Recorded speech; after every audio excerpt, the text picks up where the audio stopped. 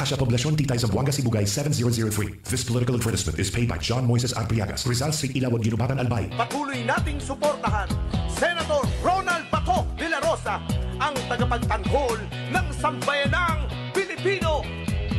Sa Senado, sagot ka ni Bato, malayo ni Bato, pagtatanggol tayo.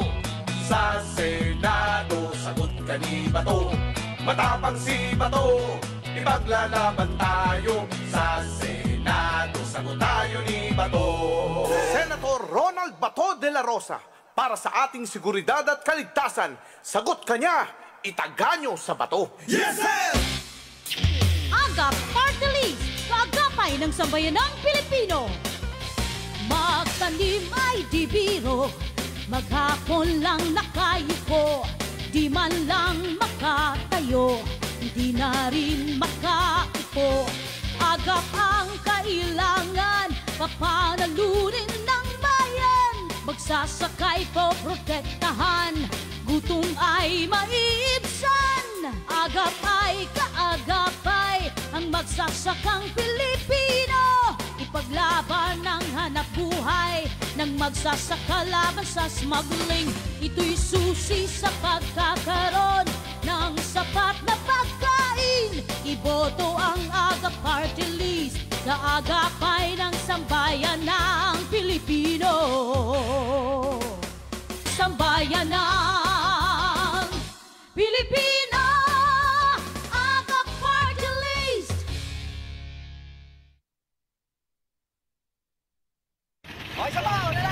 May nararamdaman ka na ba sa katawan mo?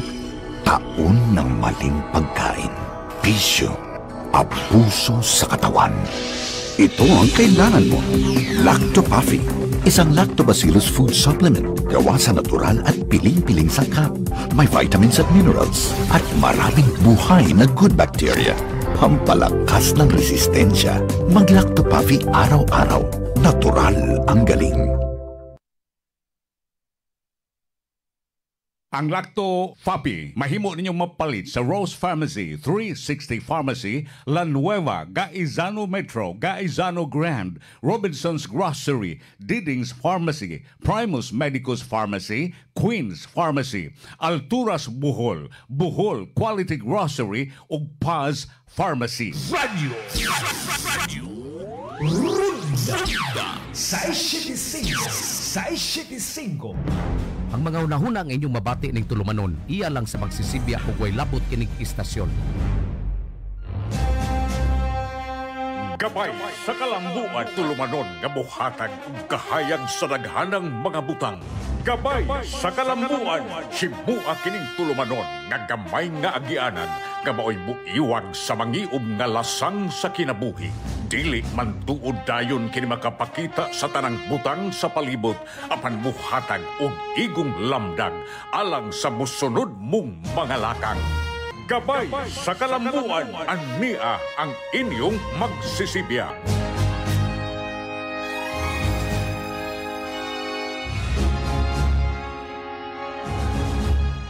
Mayong buntag pagbalik ninyong tanan, kantong mga namahaw na o guwapay pamahaw, palihog, ing namin nire, kung guwapa mo ka pamahaw, kay magdungan tag pamahaw.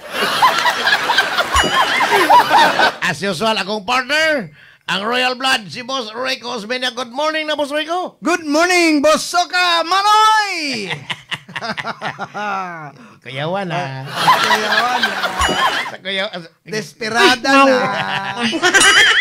Walag yun. Akong unahon ako ang giingon kagahapon sa Commodore nga si Joselito de Guzman sa Naval Forces Central o Navforcen nga niingon nga dili man dito kwarta gikan sa gobyerno ang giingong ayan gidonate sa Simple Share Foundation kundi mil allowance dito sa ilahang mga personnel. Unya, ngano nga to dihin ang utang? Ngano nga man to nimo ihatag dito sa mga local government units? Basin unya og magkuan di ay kanang mag silos po ng uban, may pag-ihatag sa Simply Share Foundation. Sa lakton pagka-istorya, simply wrong. Ang ilang gipasangil nga, gikas gobyerno. So, sa isumpay ni Boss Rico, dito mag yung kagapon, may istorya ekonomi. This is how simplified ang gikuan sa Philippine Navy, no? Kay mao man gyud lang ilang gipabuto, mao nang hinungdan nga gipa-imbestigar ko na sa National Bureau of Investigation si Pambari 4 tungod aning donation. So karon na-clarify na nato. I mean, in fairness to the Simply Share Foundation, they were just invited by a beauty queen that time. Kaya Odette ang sitwasyon ba? Naadjud ka sa crisis. Naa ka sa kalamidad. If you talk about kanang mga license to operate, license to makadawat, naman ka sa crisis situation, parehas bitaw na nga, kita, watay suga, that time, way kurente, no? Way kurente, way tubig. Nakaligo way ka to, online. Nakaligo ka to, boss? Naman, dyan ko sa hospital ito panahon na. Oo, sakto. In fairness, no? So, mao nang, I mean, this has boomerang. Unsa sagpa gyud ni, no? Sa kuan gyud ni Gwen Garcia o ang iyang unsa na tingpama ba nang tawag na to kana si Byron. Dili oy. Iya man ning giangkon nga. Unsa na attack dog kuno siya. Pero di man ni mo ka ibodgan kay bisag igsuon kan niya iya man kinihaay man ni sila. Pero malagi na mo nang mga kuan diha, no? Kay kabaw ka kining mga panahon na bisan di ay mga igsuon lagi isalikoy nimo. Lagi. Kini panalitan karon tungod sa kwarta lang o tungod sa interest ba? Di katong kinihiay nilang magsuon tungod sa kwarta binahinay. Gawas ana sa ilang sa binahinay nila karon politically naigisalikoy taon wag yo motambong dito sa Toledo. Ha? So dapat kandidato kongresista. Pero nganong wa man si mo adto pod? Ayaw ko i-appeal matod pa sa kwan. Ayaw ko i-appeal sa inyong mga drama di. Taga economic idea, unsa man gigistorya gapon pag-refresh sa mga tanak kadungog, mubo lang nga bahin ka na. It was an initiative on the part sa Philippine Navy personnel to come up kay matabangan ang mga Odette victims ng typhoon. Kung atong may namdaman, how many months di ba natanggong, no? Ang ako lagi, of course, I do not have a personal experience that time, kaya naay man ko na hospital atong panahon na. No? But anyway, ang initiative na sa Philippine Navy, there is a beauty queen, nakalimot ko sa nga, no? But gikuan man na, gi-explain man na sa Simply Share, na nanawag karon niya daghang kayo mga donations na wanted to help, no? Wanted to help ang mga typhoon victims. So si Pam, being part of the Simply Share Foundation that time, gitawagan sa aton, Pam, pwede bang makatabang ka diha? No? Na yung mga donations that are coming in, no? Na pwede ba nato usa na ang sa Philippine Navy. So actually, sa tinudan lang on documents, Boss Oka, less than 1 million. No, less than pero 1 million. Pero ang figure daw nga gi-mention gyud sa nila is 900,000 kapin. 900,000, so round off lang tingali into 1 million. Yes, So hay man paingon unsa may napaingnan aning kwartaha nga gidonate. Actually, ang giingon ni Commodore Di Guzman kagahapon nga ilahatong amot-amot ba sa ilahang mga sakop. Sa personnel. Sa ato pa pribadong kwarta. Pribado, dili kwarta sa Philippine Navy. Mamong kinang issue nila nga nung nidawat ko no hay ang Simply Share Foundation sa Philippine Navy, no. So anyway, pero akong klarohan dili to kwarta sa gobyerno. Dili to kwarta sa gobyerno. Okay. Panalitan official statement panalitan no sa Simply Share bahin na. In the light of the recent summons issued by the National Bureau of Investigation kay kagahapon unta patungahon si Pambari 4 sa NBI, yes. Sa NBI. Pero doon ay nag-tip off lagi na say drama kuno sa maunang walay siya abogado lang gipatunga to, no? But anyway, ang mga materials, both context and clarity, that these are not new revelations. They are publicly available records that clearly demonstrate our actions were rooted in integrity, transparency, and the full knowledge of the public. Kini statement niya, no, gikan sa Simple Share Foundation, dated yesterday, no, gikan kan Dr. Elise Nicole Catalan, no, who is now the executive director. Okay? At the time, Cebu was in a state of crisis. We had lost electricity, communication lines were cut, internet access was down. We were victims too, just like every other Cebuano. Amid this devastation, it was our former volunteer, Miss Bea Gomez, then the reigning Miss Universe Philippines, and based in Manila, who took it upon herself to rally support. She did so out of compassion, initiative, and sense of civic duty. Simply Share Foundation, grounded on the ground in Cebu, served as the conduit and action arm to distribute aid directly to those in need. So, ako na kayo ko sa iko, kanto na yung mga goods and ubang mga donation gikan ni Miss Bea Gomez. Siya nag-initiate. Siya nag-initiate. So, ang gihimo niyang conduit o agianan o nidawat ang Simple Share. Ang Simple Share. Sa ato pa, dili ang Simple Share mo ay nag-solicit og donations. Dili. Kundi ang katong si Bea. Miss Universe Philippines. Si Miss Bea. Okay. Tanawa, mawala ginang punto na to.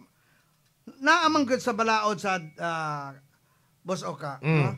Registered man good sa SEC ang Simple Share Foundation, no? So mga ingon ani na ang Simple Share was as a duly registered in compliance sa organization nya DSWD registration gihapon, no? Naapod, no? While many civic groups and private individuals mobilized without any formal accreditation during that crisis, out of the same compassion and urgency, we find it troubling that it is only Simple Share Foundation. Nga nung gi-single out mang o gi-question man ang kanang mga donation, no? Karon pa, no?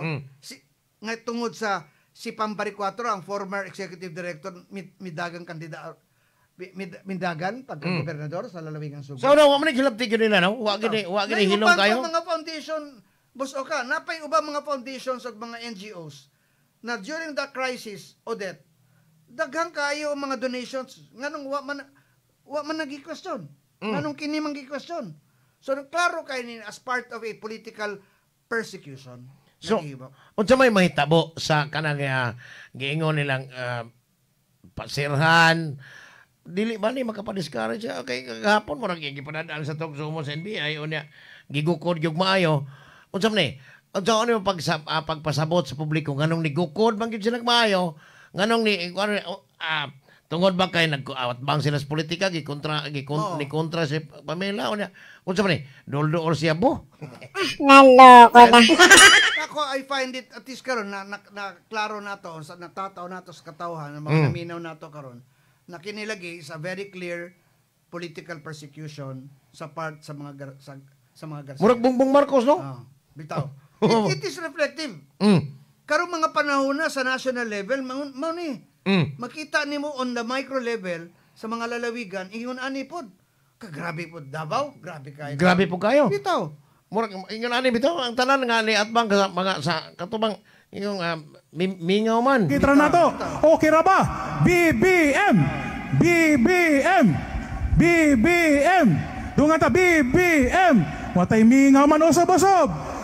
Ayaw ko So ingon ani kang iladron ha, murag bati kayo ang style sa duwa nila, dili sila mo duwag patas. Bitaw, klaro man kayo.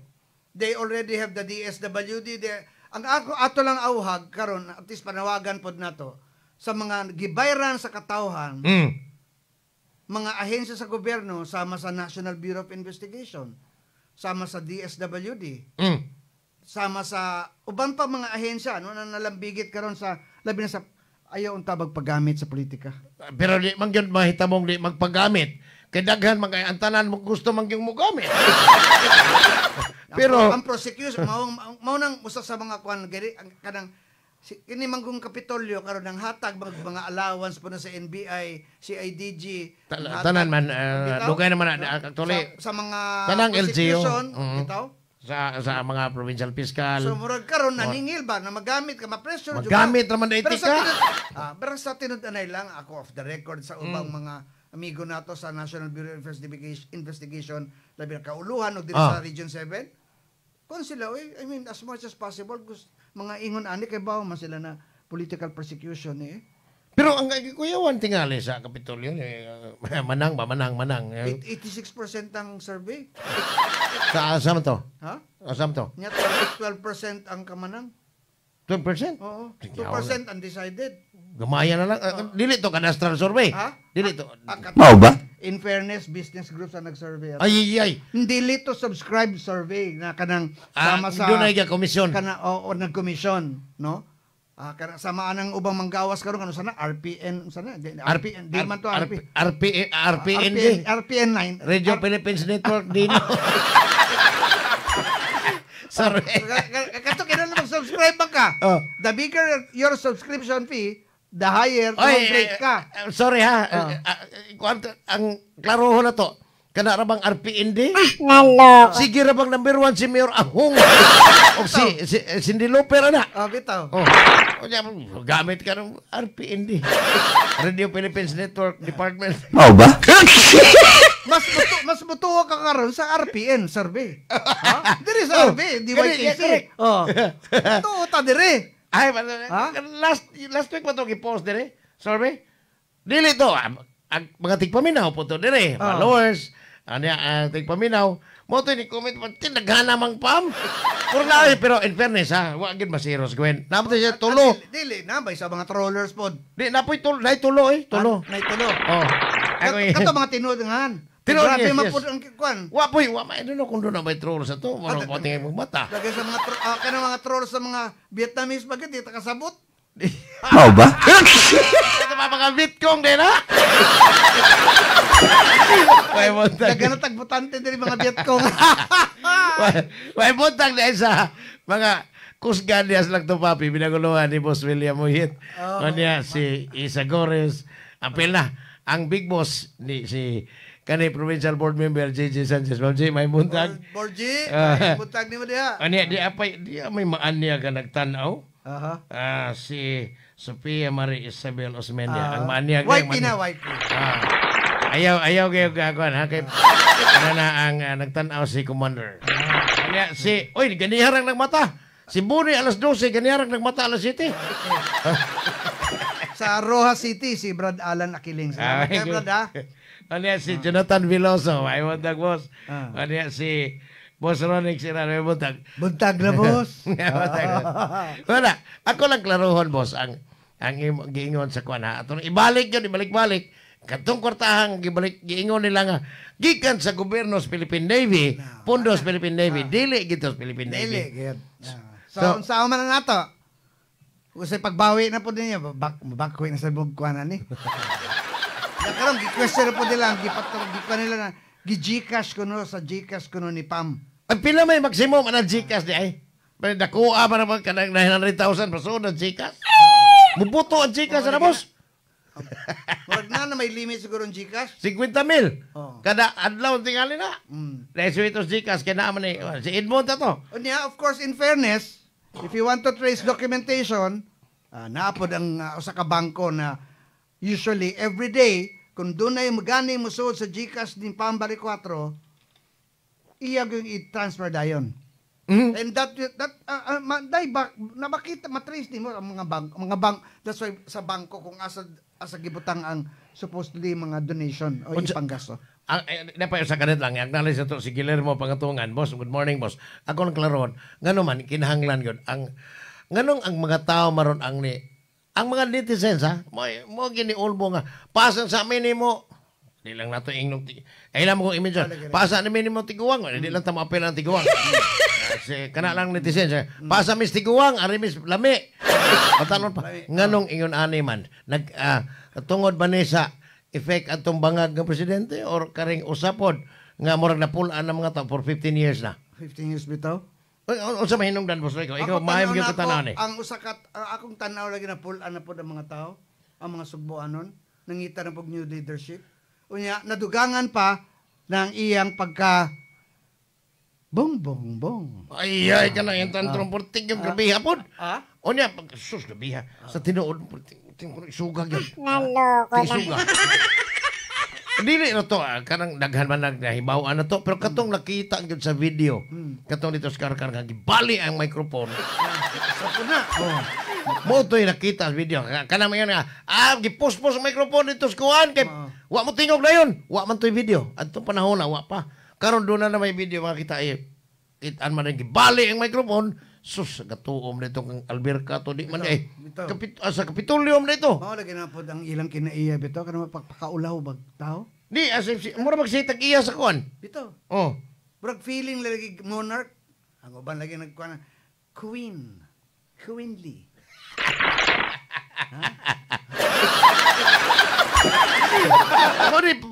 Lisod bang kuan lisod ba nga lisod nga kanang kunos mga tao makakita naman gud sila. Makakita niya maingon yaw-yaw sa maayo dito sa kuan pagpag mo namutar ba mo? Bitaw. Sus gaita mo. Ay mo to napita be. Toledo. Ako ang durugis. Compostela. Compostela, yes. Nawa to ni boss. Nawa gyud. To dara. Nga gani nagkaiusa ang boto sa mga Sugboanon kay ang Sugbo mao'y mihatag sa labing dako nga botos sa tibuok Pilipinas alang kaniya. Over 1.5 million votes, over 1.5 million Cebuanos chose and made Ferdinand Marcos Jr. the 17th President of the Philippines. Oy, kamo ba? Namutara ba mo halapatpat? Maya? Mao lagi. Lagi na ang punto diha. Remember na naka-deliver og 1.5 million Cebuano votes no ang lalawigan Sugbo ni Butar ni Marcos tungod ni Sara Duterte. Pero bago ningon siya nga suod na Miss Digong. Butar man ko na budagan na Digong, budagan na Bongbong Marcos. Kanilang mga utang kabubuton na klaro ng ilang mga statement na siya. Nakoy utang kabubuton kay gi-endorsement sa 2019. Diba? Pero kanang utang kabubuton matay bisan igsuon gani isali koy utang kabubuton. Mao ba? Nagkaron unsaon ni pagbakwi ang mga tao ba during kanang ingno to election na gyud. Ang mga tao di ba kanay hadlokon. Nga considering ang ilang kaatbang gihadlok naman gani. Yes, karon actually doon na receive na death threat. We have to announce it publicly no. Na si Pambari Cuatro has been receiving already death threats and then doon ay internal doon nagay marching order kill. So at least publicly we are now telling everybody no. They're using government resources and government agencies no for political persecution. Outside of that, no, unfortunately lagi murag kita mga Sugboano na lang kitay mag-secure sa atong kaugalingon, mag-secure ni Pambari Cuatro. Yes, thank you. Dito ra ba 70 district ingon pastang kusuga naglagot sa mga tao dito atong ni pirma laging congressman. Si dito na barok tigsuga kuno dito. Matay. Kumbate silang Pima Duterte. Pero ang gidala nilang duha, ang mga kandidato, Pambari Cuatro. Pambari Cuatro, bitaw. Ano di man sa siguin? Pasig si Boss Lito na paro, ludanon sad. Ludanon sad ba di sa kaya sa kuan. Naloko na. Mana ato lang iklaro og mapon, sige lang. Kaya mangita may pagi si Boss Rico nga ma-interview na to din ni guest na to si gubernatorial candidate Pamela Bari Cuatro karong si Manaha kay aron mapatubag ni nga siyang kaduha ganong Mao ba? gukod ka magyugta mas ginawa ng foundation ni mga ang nakatabang gilad gigukod ipaimbestigar ang wagi natabang maoy nagpaimbestigar masakit paminaw no ang katukang mga tao nga napakaon ani sa iyang panahon atong audit nga gigutom in tawag maayo. Mutuo ka nga kanana ang kani illegal din pero nakakaon mi. Astang paita. Naloko. Ano bati kay paminaon kay kung imo tanawon ang ilang hitsura karon ang nakatabang gigukod. Ang wagi walang ginawa mo'y nanggukod. Mao ba? Astang paita man. Pero kanang laging power no kaning political authority murag kuan lagi no usahay makalumos gyud. Kuan gyud na uban lagi na murag ang ilang feeling, sila na forever. Mao gino. Pero ang problema na kayo, dili na po iyaharong si mo. Ngayon man, pasa may di mo manang. Sa tinod-anay lang, daghan na mga mayors, even some congressmen, nga, sige nag-contact ni Pam. Karon? Yeah. Ayay. Di lang tamtugan, kaya sigurado suko na po na. Di, kasama na, i-live streaming siya. O ba? Live stream ng Facebook Live, Gwen. Sa mo ni, boss, ang akong tanawan kung doon na man gani kalainan sa 2019, 2022 elections, karon may pinakalahi sa tanan. Yes. Kaya ang mga tao publicly nisulti, ang mga tinuod ng mga tao, bisag imo tawagan na kaila ba? Daghan, mostly kaila na ko Ari man ko mag-rely sa amo ang page di Casey. Pati puros maginig paminaw na mo tinuod man yung mga tao, di man ni trolls. Bitaw. Di ni mga bitkong. Murag ni tingog ng mga tao ba? Grabe ay. Di po tingali po. Di lang ko mo sabay na ini tiguang na aritas batan. Dili ko na tiguang. Mao ba? Pero okay, idaran na ingnon pwede ra. Hamtong adi po. Kaya di lang sa kumanaway na. Kaya ingon sila, di may anak inyong gobernadora karon. Kay wakwak na. Sa dili lang puta na. Kay personal man na. Ayaw lang ng wakwak po na yan. Ayaw lang sayaw lagi. Lagot sa din siya. Bida siya na mag-tiktok-tiktok sa kunis pamila. Wala yung kalagutan. Kaya pero busog naman tayo oras na hurot. Okay. Balikan na natin niya, oy. Okay, so salamat kayo sa Boss Oka, sa ngalan sa atong tagdumala sa DYKC. Of course, salamat kayo sa atong mga sukiktik paminaw na nagsunod din tulumanon gabay sa Kalambuan. Ay, di apay. Mayong buntag Subo, mayong buntag Pilipinas. Ingon si Inting Mata, boss. Ingon siya, kamong duha. Ang nagdag swerte ni Pamela. Kaya kay Royal Brother, akong kuyog, boss, tinood lang. Malas na sakit pa. Sagahan sa among mga partners sa Responsibility Control, si Glenn Tontod, among IT engineer, si Engineer Ramel Madera de Las Ball, ang among content creator dire, unya mo post sa among social media page DWK, si Uncle Tingjo, may buntag dito na among station manager, Ma'am Henry Canit. Daghang salamat. Mayong buntag.